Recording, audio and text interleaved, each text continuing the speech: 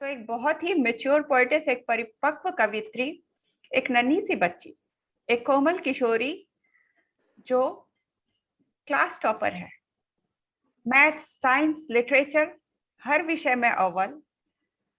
Embassy में इन्हें लेखन से में कई पुरस्कार और कई प्रमाण पत्र प्राप्त हुए हैं। लोकल न्यूज़पेपर्स में इनका पॉइंट ऑफ व्यू, इनका नजरिया अक्सर प्रकाशित होता रहता है।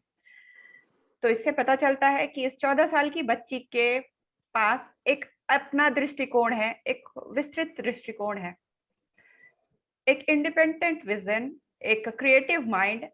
जयती आ रही हैं गीत अगीत लेकर। वेलकम जयती। नमस्ते आंटी जी।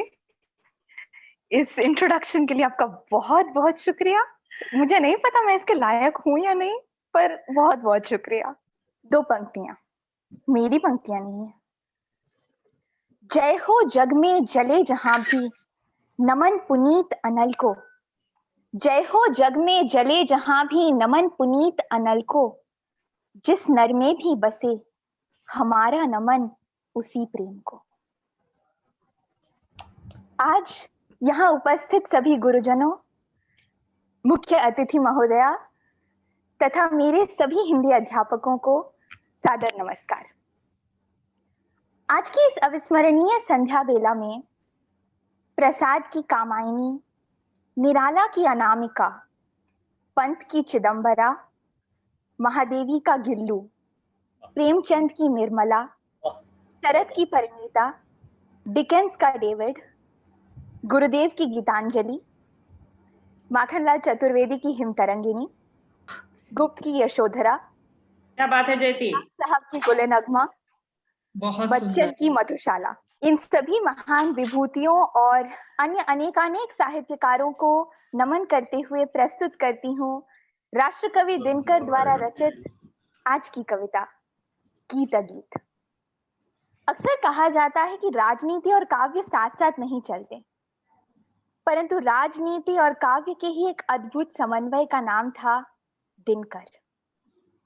जो कविता मैं आज प्रस्तुत कर रही हूँ, कदाचित इसकी थोड़ी सी भूमिका जरूरी है। गीत अगीत। इस कविता में दिनकर जी ने 3 परिस्थितियों का चित्रण किया है। तीनों में 2 विधाएं हैं गीत की। एक गीत जो सुना जा सकता है और एक गीत जो आंतरिक है। पहली परिस्थिति में कलकल ध्वनि से बहती हुई एक नदी है और तट पर खड़ा हुआ एक चुपचाप गुलाब है। दूसरी परिस्थिति में तोतों की एक दंपति है। एक का स्वर सारे जंगल में गूंजता है, एक का गीत आंतरिक रह जाता है। तीसरी परिस्थिति में 2 प्रेमी हैं। एक संध्या बेला में खुले कंठ स्वर में गाता है, तो दूसरी उसे एकटक निहारती रहती है। परिस्थितियां 3 हैं, पर प्रश्न केवल एक है। गीत अगीत कौन सुंदर है।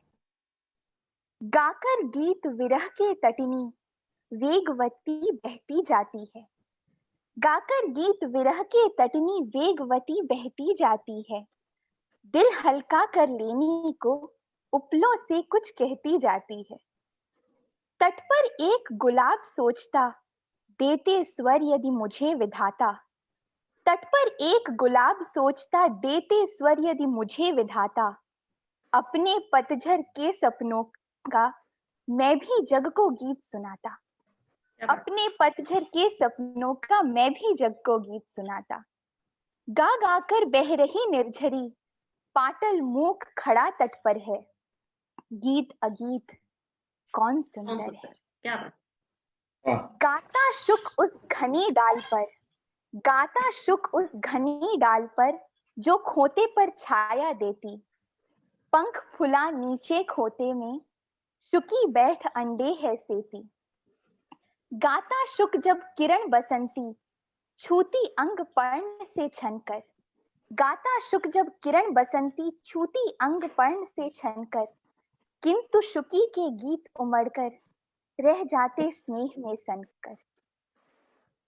गूंज रहा शुक का स्वर वन में, फूला मग्न शुकी का पर है।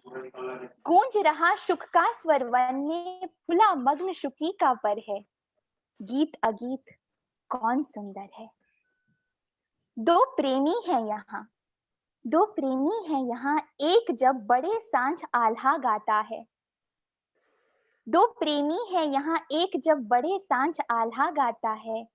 पहला स्वर उसकी राधा को घर से यहाँ खींच लाता है। चोरी चोरी खड़ी नीम की छाया में छिपकर सुनती है। चोरी चोरी खड़ी नीम की छाया में छिपकर सुनती है। हुई न क्यों मैं कड़ी गीत की बिधना, हुई न क्यों मैं कड़ी गीत की बिधना, यूं मन में गुनती है। वह गाता पर किसी वेग से, वह गाता पर किसी वेग से, फूल रहा इसका अंतर है।